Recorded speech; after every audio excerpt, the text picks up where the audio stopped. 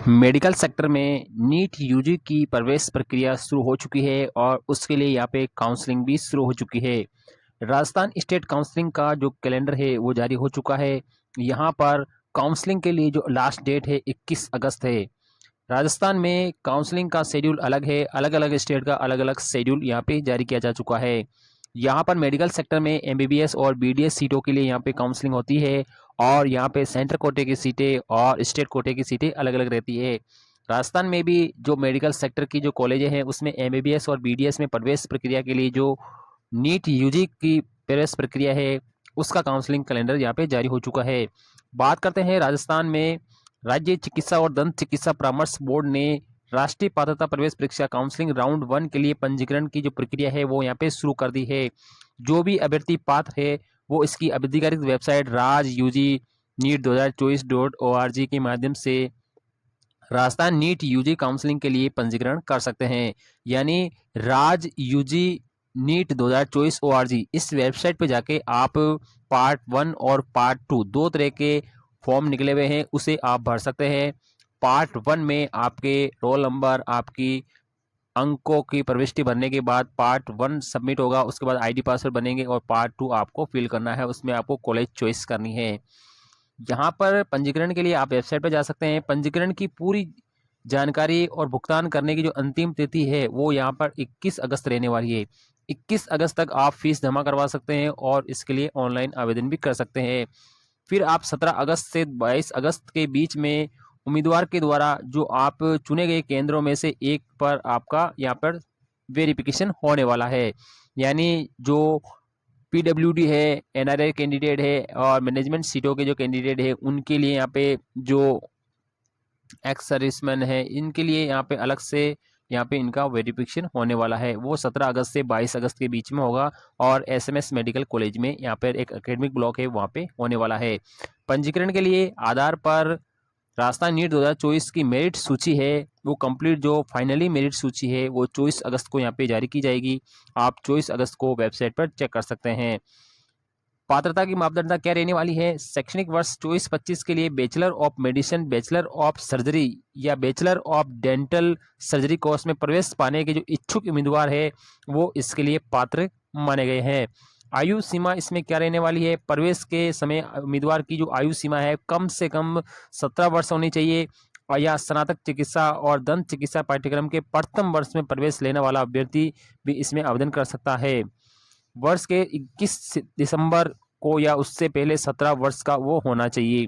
उम्मीदवार का जो जन्म दिनांक है वो 21 दिसंबर 2007 या उससे पहले का होना चाहिए, वही इसके लिए पात्र रहेगा। शैक्षणिक योग्यता की बात करते हैं। उम्मीदवारों को राष्ट्रीय चिकित्सा आयोग और डेंटल काउंसिल ऑफ इंडिया के द्वारा निर्धारित नियमों के अनुसार भौतिकी, रसायन विज्ञान, जीव विज्ञान, जैव प्रौद्योगिकी और अंग्रेजी में व्यक्तिगत रूप से उत्तीर्ण होना जरूरी होता है और योग्यता परीक्षा में संयुक्त रूप से न्यूनतम 50% अंक प्राप्त करने चाहिए। स्नातक चिकित्सा पाठ्यक्रम में प्रवेश के लिए उम्मीदवारों को नीट 2024 की मेरिट सूची में रिक्त जो रैंक है वो हासिल होनी चाहिए। यानी सबसे पहले आपके पास 50% के साथ आपकी योग्यता होनी चाहिए और फिर आप जैसे 10th में उसके बाद आप नीट यूजी का जो पेपर है उसमें आपकी मेरिट अच्छे रैंक में होनी चाहिए। अनुसूचित जाति, अनुसूचित जनजाति अन्य पिछड़ा वर्ग ओबीसी नॉन क्रीमिलियर के उम्मीदवारों के लिए भौतिकी, रसायन विज्ञान और जीव विज्ञान, जैव प्रौद्योगिकी में न्यूनतम जो अंक है और अनारक्षित और सामान्य ईडब्ल्यूएस उम्मीदवारों के लिए यहाँ पे 50% के बजाय 40% यहाँ पे रखे गए हैं। साथ ही दिव्यांगजनों के लिए एमएनएससी और डीएससी नियमों के अनुसार न्यूनतम 40% अंक यहाँ पे रखे गए हैं। बाकी सबके लिए 50% न्यूनतम होना चाहिए। इस बार आप नीट यूजी के लिए शुल्क क्या रहने वाला है? काउंसलिंग करवाते हैं तो राजस्थान नीट काउंसलिंग 2024 के लिए पंजीकरण करने के लिए उम्मीदवारों को यहाँ पे 2500 रुपये का जो गैर वापसी शुल्क है वो आपको जमा करवाना होगा। साथ ही राजस्थान राज्य के मूल निवासी अनुसूचित जाति, अनुसूचित जनजाति और अनुसूचित जनजाति विशेष जनजाति क्षेत्र के लिए यहाँ पे जो आवेदन शुल्क है वो केवल 1500 रुपये रखा गया है। ऑनलाइन विकल्प भरने की प्रक्रिया जिसमें वरीयताओं का चयन और पहले से भरे गए विकल्पों में बदलाव शामिल रहना होगा। आप अंतिम दिना तक आप कितनी भी बार अपनी चॉइस फिलिंग को बदलाव कर सकते हैं, लेकिन लास्ट डेट के बाद आप किसी प्रकार का कोई बदलाव नहीं कर पाएंगे। 24 अगस्त से लेकर 27 अगस्त तक ये उपलब्ध रहेगा। इस अवधि के दौरान आवश्यकता अनुसार आप कई बार इसमें परिवर्तन संशोधन भी कर सकते हैं। तो राजस्थान नीट यूजी काउंसलिंग का कैलेंडर वेबसाइट पे जारी हो चुका है, वहाँ से भी आप चेक कर सकते हैं और 21 अगस्त इसकी लास्ट डेट रहने वाली है। आप समय रहते ही आप इसमें कर सकते हैं। यहाँ पे राजस्थान में जो सरकारी कॉलेज मिलने को देखा जाए तो यहाँ पे कम से कम आपके पास 650 प्लस अगर अंक आपके पास हैं तो आपको राजस्थान में कोई भी एक सरकारी कॉलेज मिल सकती है, वरना आपको मैनेजमेंट कोर्स के लिए आपको जाना पड़ेगा या आपको अलग तरह की सीट लेनी पड़ेगी।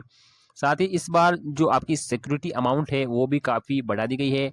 इस बार जो 50,000 रुपये का जो सिक्योरिटी अमाउंट आपके लिए रखा गया है वो यहाँ पर जो सरकारी जो कॉलेज है राजस्थान में उनके लिए है, और अगर आप मैनेजमेंट सीट के लिए जाते हैं तो आपको यहाँ पे 2 लाख रुपए का शुल्क सिक्योरिटी के रूप में जमा करवाना पड़ेगा। साथ ही अगर आप कोई प्राइवेट कॉलेज से अगर आप एमबीबीएस या बीडीएस की डिग्री करना चाहेंगे तो आपको लगभग यहाँ पे 5 लाख रुपए तक का शुल्क यहाँ पे आपको सिक्योरिटी के रूप में जमा करवाना होगा। ये रिफंडेबल शुल्क होता है। अगर आप बीच में डिग्री छोड़ के नहीं जाते हैं तो आपको ये शुल्क वापस रिफंड हो जाता है, और अगर आप बीच में कोर्स छोड़ देते हो तो आपको ये पूरा रिफंडेड नहीं होगा। साथ ही डेंटल के लिए आपको यहाँ पे 10,000 रुपये का शुल्क रखा गया है। डेंटल में आप अगर लेते हैं कोई भी कॉलेज तो आपको 10,000 रुपये की सिक्योरिटी जमा कर, इस बार सिक्योरिटी फीस में काफ़ी बढ़ोतरी देखने को मिली है। तो सभी जो छात्र हैं उनसे यही आशा है कि आप समय रहते ही नीट काउंसलिंग का फॉर्म भर दें, क्योंकि लास्ट डेट पे सर्वर भी बिजी रहता है और कई कारणों से यहाँ पे काउंसलिंग में प्रॉब्लम आती है, तो आपको समय रहते ही करवा लेना है। और आपको कॉलेज चॉइस करनी है तो आपको सही पहले सोच समझ के ही कॉलेज चॉइस करनी है।